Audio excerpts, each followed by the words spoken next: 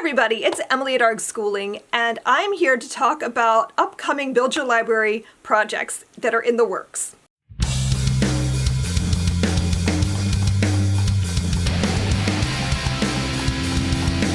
So I have been spending the last several years slowly and methodically updating every single Build Your Library level. It's taken me a long time, but I finished it, and I am so excited to move on to some new things. Like, I have been dying to write something new because I've just been like going through all the old stuff. So I want to talk for a minute about what I have in the works, because I have several projects that I'm trying to accomplish. Some of these are going to be out definitely by the end of the year. Some of them are probably not going to be out until next year, and that's okay. The first one I want to talk about is the one I think I'm the most excited about, and that's because I have just been like feeling it in my bones that I need to do a media literacy course, some kind of like talking about how to spot propaganda and fake news, and like how to better think about world events and what's going on. But I wanted to do it in a way that would be for like middle grade age learners. So like think 10 to like 14 is my target audience for this unit. And I'm going to be using the book Big Lies. This is From Socrates to Social Media by Mark Kurlansky. And I just think this is such an important book. It talks about so many different things that, and it just touches on so many things historically, so many things that like you should be paying attention to. Just so much great stuff in here, and it pairs really well with these two books that I've been dying to figure out what I'm gonna do with these. Like, as soon as I read the first one, I was like, oh, this needs to be in Build Your Library. And then the second one came out, and I was like, oh my god.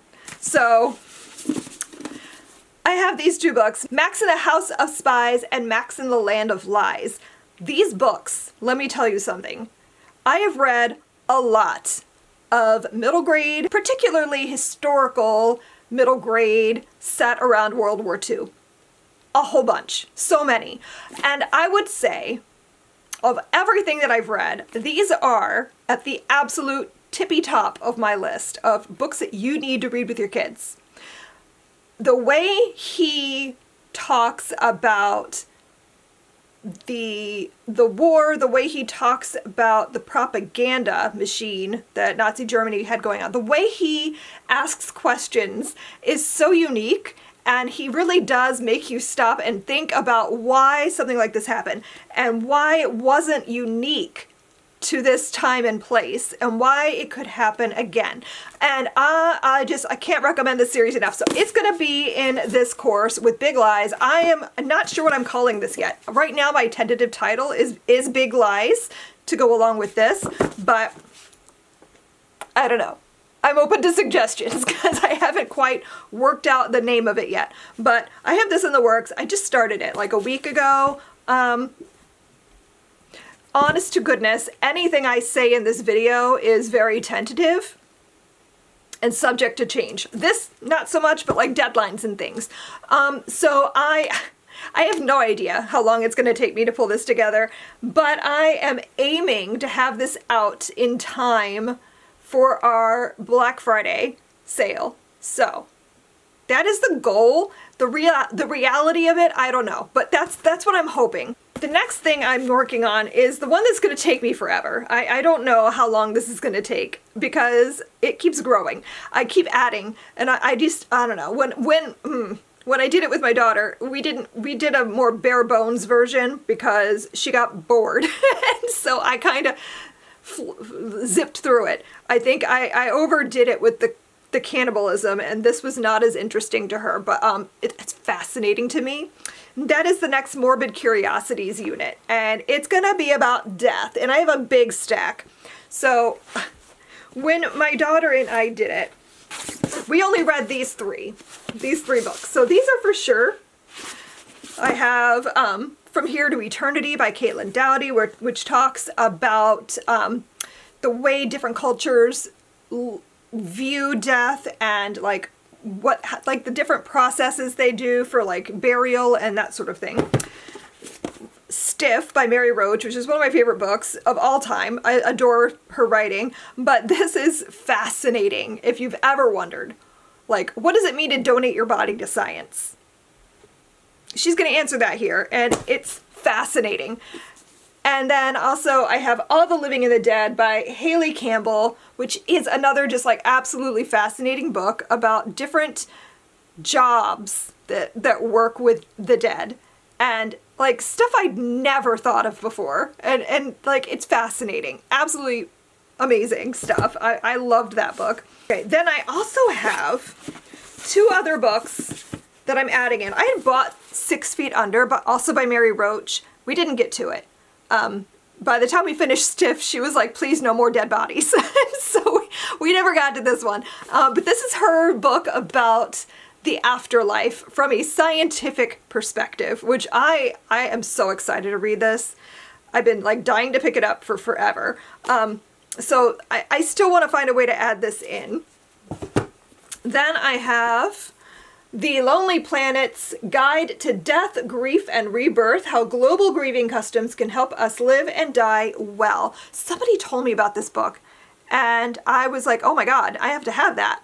And I cannot wait to read through this. I've been flipping through it, and I'm just like, oh my god, it's so beautiful. There's so many great pictures, and it's full color, and oh, it goes so well with From Here to Eternity. So like these pair really nicely together. So I want to have that in there. And then for the literature part of it, I have 3 books. My daughter read this when we did this unit. It's More Than This by Patrick Ness. I've still not read this yet, but she told me that I need to read it. So that is high praise coming from Regina. She usually like is very ambivalent about most books. Like it was fine, it was whatever. But she said that I need to read this, and it was really good. So I think this is about a person who is in limbo. They've died and they're like in the afterlife, but they're trying to figure out what they're supposed to do.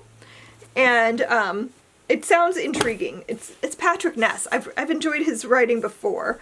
Then I have Bat Eater and Other Names for Cora Zhang by Kylie Lee Baker. I read this earlier this year for myself, just because it was a title that had been calling out to me.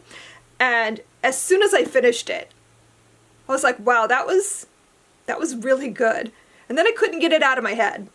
And like, it just fits so well with this unit, and I feel like it belongs here. This is about a woman who is a crime scene cleaner, which is a job that is talked about in All the Living and the Dead. And a job that I find absolutely disturbing and fascinating at the same time. And so it fits there, but it's also about hungry ghosts. It's about xenophobia. It's about dealing with grief, and it just fits really, really well in this unit, I think. So I'm excited to read it again and like lesson plan it. I feel like I'm going to get even more out of it. And then if I need another book, I don't know yet, because I feel like this is getting out of hand already. But if I need another literature book, like if those 2 books don't fill enough space, I think they will. But if they don't, I have this short story collection called The House Where Death Lives, edited by Alex Brown, and it's an anthology of a variety of different authors. These are all YA authors, and they're writing about this house where death lives. So it says, a dance to the death, a monstrous girl who lures people into dark water, a hallway that's constantly changing, and hungry. All these stories exist within a house unbound from the laws of time and space. From the attic to the library to the grounds, each chilling story in this anthology focuses on a different area of the haunted house, and it features unique takes on monsters from a wide array of cultural traditions. Whether it's a trickster djinn, a water-loving rusalka, or a horrifying baby imitating Tiyanak, there's always something sinister lurking in the shadows. So I don't know how well this is going to fit, honestly, but it was just like leaping out of the shelf at me saying, please put me in this unit. So I don't know, I feel like it's getting out of hand though. That is a whole lot So I don't know yet. We're gonna see where this goes once I start writing it. Then I really, really, really want to get at least one more, if not all three of these lip bites done before the end of the year. I don't know how realistic I'm being, because I don't know, something about October makes me think I am unstoppable, and I start over planning all the things that I'm gonna get done before the end of the year. I don't know what it is, but every freaking year I do this, and it makes me crazy because I realistically cannot do everything I'm trying to do. But does that stop me from planning anyway? Never. So I have these 3 books that are like prominent on my lit bite stack because I just like really want to read them, but also because like I feel like they'll make really good lit bites. So first I have Nevermore. This is The Trials of Morrigan Crow by Jessica Townsend. I know this is a whole series. I own the first one. And I've been so curious about it. I've had so many people tell me that I need to read this and that I need to write lip bites for it and that it will be better than Harry Potter. And I am excited to see what it's all about because I've not really looked into this series much, but I'm looking forward to it. So I'm going to try to get to that. And then another one that I have that is like middle grade, but like the upper end of middle grade, is The Blossoming Summer by Anna Rose Johnson. This is her newest release. I have read everything Anna Rose Johnson has written, and I adore her books so far. Like, they are the perfect combination of cozy and historical, and they just feel timeless. Like, if you grew up reading things like A Little Princess and The Secret Garden, you're gonna love her writing. Like, very Anne of Green Gables vibes in some of her writing. This one is about a girl living in England, and it's World War II, and I think she's sent away during the Blitz, and it says when English 13-year-old Rosemary is sent to her American grandmother to escape the Blitz, she uncovers a family secret. They are Anishinaabe. So I love stories that are about family secrets. I love stories about somebody uncovering some kind of weird thing in their history that they'd never heard of before, or some kind of like deep family lore. I love stories set around World War II that are different in some way, like that take it in a direction that we don't always see. So I'm excited to read that and see if it would make a good lip bite. And then I have one that I wanted to write for teens. That is Out of Darkness by Ashley Hope Perez. I've had this in my pile for so long, and I just feel like it's going to be a book that I love, and I feel like it's one that I'm going to want to recommend a lot. So I wanted to write a lip bite. This is a historical fiction, and it's set in East Texas during the 1930s, I think. I hate when books don't have a synopsis on the back. That is the most annoying thing to me these days. That's just a crime. All it says on the back is, it's got some praise, and it says, it's a powerful layered tale of forbidden love in times of unrelenting racism. This layered tale of color lines, love, and struggle in an East Texas oil town is a pit-in-the-stomach family drama that goes down like it should, with pain and fascination like a mix of sugary medicine and artisanal moonshine. I know this is a banned book. It's on a lot of banned books lists. I know this is an award-winning book, and I know that it is about like an interracial relationship. And it's set in the 1930s. So, that's all I can really tell you. But, like I said, I've been wanting to pick this up for a while. And I really wanted to read it this year because it's like it fits my banned books theme for my reading challenge, even though this doesn't really fit any of the challenges I have left. That's fine. I still want to read it. So, these may end up being lip bites.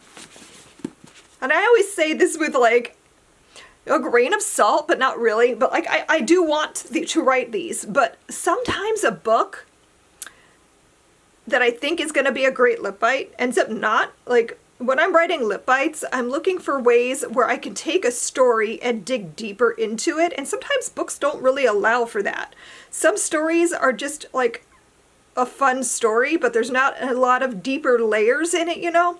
So I'm looking for books that have those layers, something that I can like pull from and like help you to dig into and experience more deeply. So I'm hoping these three will work. So those are all things I have in the works. I have more, but that's what I'm going to talk about now, because these are the ones that I have the potential for actually managing to finish before the end of the year. Not really. No, but I could. I certainly currently think I can.